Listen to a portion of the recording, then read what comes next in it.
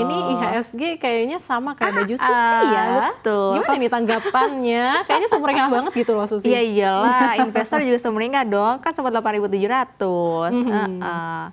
Jadi seperti yang diduga-duga ya, harusnya memang di Desember ini ada window dressing ya. Jadi harusnya investor harusnya udah pada cuan nih. Jadi kalau masih merah nih kebangetan nih ya Sarah ya, karena kenaikannya udah cukup tajam loh. Di bulan November itu kenaikannya tuh luar biasa loh, IHSG itu bahkan mencapai November itu 4,2% dan ini baru awal-awal Desember udah 1,5%.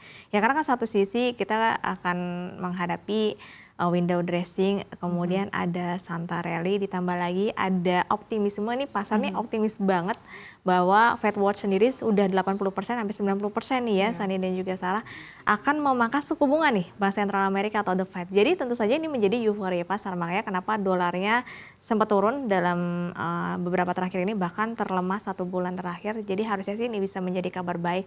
Mungkin pelemahan rupiah saat ini itu hanya turun koreksi sehat aja, tapi menurut saya sih harusnya punya potensi bisa balik setidaknya hingga akhir Desember 16.500-an, IHSG tembus 9.000 seperti kata Pak Purbaya nih gitu. Harus optimis dong. Oke, nah Susi kalau kita lihat sentimen dari dalam negeri sendiri, ini apa sih? Apakah dengan Pak Purbaya ini, tadi statementnya dia ngomong kalau dia akan memberikan insentif terhadap retail, sektor retail di dari saham gitu ya? Ini apakah juga cukup mendorong kenaikan IHSG atau memang hanya dari The Fed aja tadi sentimennya?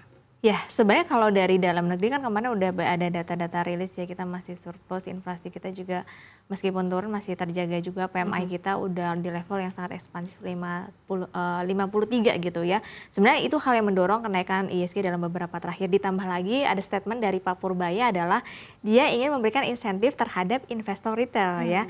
Nah, di mana kan kalau kita tahu kan saat ini investor retail tuh kadang-kadang suka dikerjain gitu ya sama bandar-bandar saham gitu ya. Jadi kalau suka beli saham ini gitu ya, habis itu naik pucuk-pucuk terus dibanting gitu. Makanya itu kadang-kadang yang bikin investor retail tuh maksudnya dia suka kapok gitu bertransaksi atau berinvestasi di tanah air.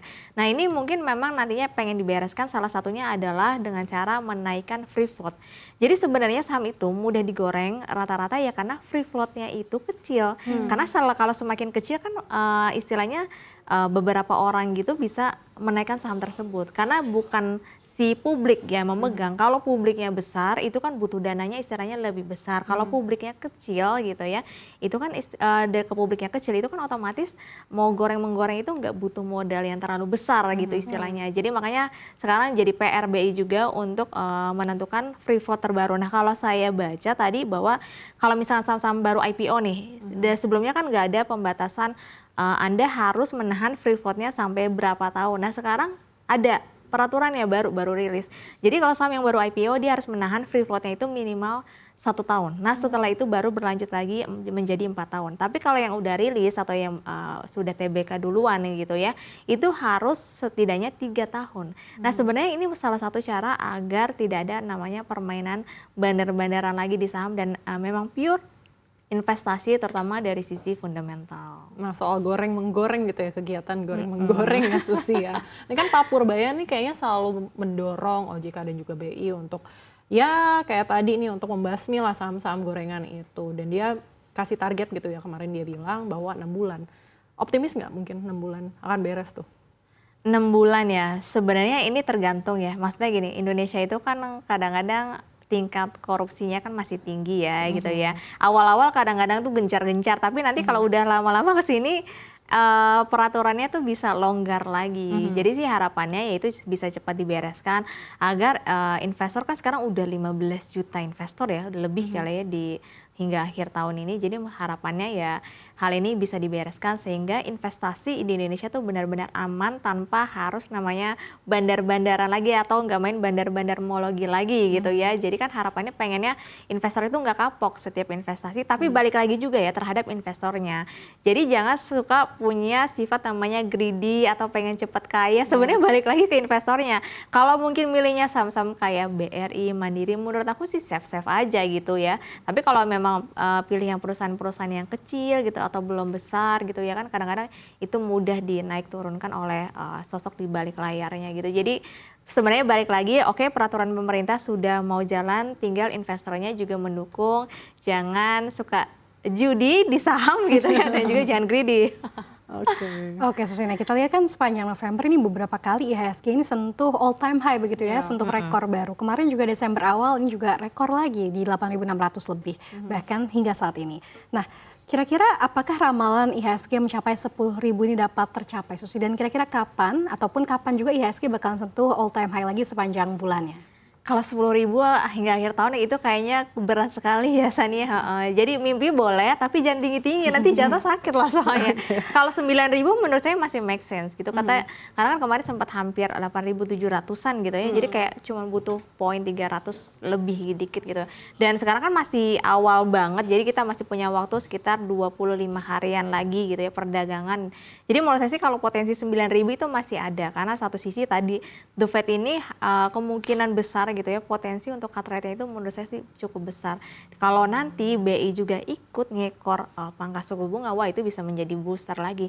Yang penting dengan catatan bahwa rupiah kita setidaknya harus bisa nyentuh 16.500 atau tetap standby di 16.600-an. Kalau menurut saya sih saya masih optimis bisa 16.500-an ya. Karena kalau teman-teman lihat data di minggu terakhir November itu sekitar 24 sampai 27 ya, itu transaksi SRBI tadinya kan sepi. Itu asing udah beli SRBI lagi dulu, bahkan nilainya sampai 10 triliun. Makanya kemarin kenapa rupiah kita sempat menguat meskipun APBN kita waktu Oktober masih defisit di 2%, bahkan meningkat defisitnya dibandingkan bulan September. Tapi SRBI kita justru banyak yang borong, makanya itu yang bikin rupiah menguat dan akhirnya pasar optimis lagi, ISG kita juga kembali menguat gitu. Nah, kalau misalnya 10.000 nih kayaknya berat, 9.000 deh Susi, mungkin nggak nih? Kan banyak kayak window dressing, ada banyak sentimen juga gitu.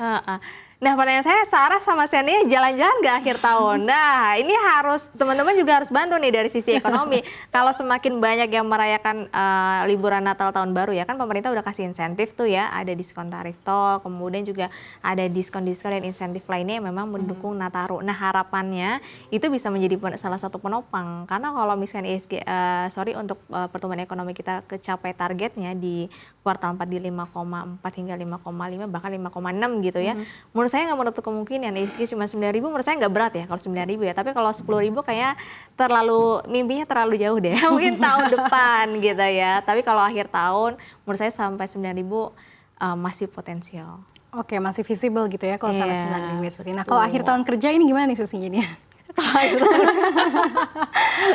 Jadi harus di-approve ya cutinya. Oke. Oh iya. Oke, sekarang tapi ngomong-ngomong akhir tahun nih Susi, kira-kira sektor apa aja yang akan menarik untuk para investor ini beli di akhir tahun sampai dengan awal tahun depan? Kalau menurut saya sih selain dari sektor logistik, transportasi, consumer goods gitu ya, memang berhubungan dengan orang pasti pergi jalan-jalan atau menghabiskan uang, kan biasanya kan akhir tahun ada bonus. Sania sama Sarah dapat bonus kan ya? Nah biasanya kan orang-orang kalau akhir tahun itu suka dapat bonus, pasti dia suka belanja lebih tinggi, jalan-jalan lebih tinggi, makanya consumer goods, retail gitu ya, transportasi, logistik itu biasanya tertopang. Dan menurut saya sih salah satunya ada banking. Kenapa banking? Pertama, likuiditas perbankan kemarin dinaikkan dari 200 triliun dinaikkan jadi 76 triliun, yaitu dibagi untuk Bank BRI, Mandiri, BNI masing-masing 25T, sama Bank DKI 1T, likuiditas nambah. Kemudian orang belanja transaksi di akhir tahun itu biasanya transaksinya meningkat dan rata-rata pasti menggunakan bank dong, menggunakan QRIS. Dan itu kan ada biaya administrasinya, atau lagi kartu kredit itu kan menambahkan net interest margin. Jadi menurut saya sih banking harusnya menarik, ditambah akhir tahun sama awal tahun itu biasanya pembagian dividen interim terutama untuk bank-bank big caps. Oke.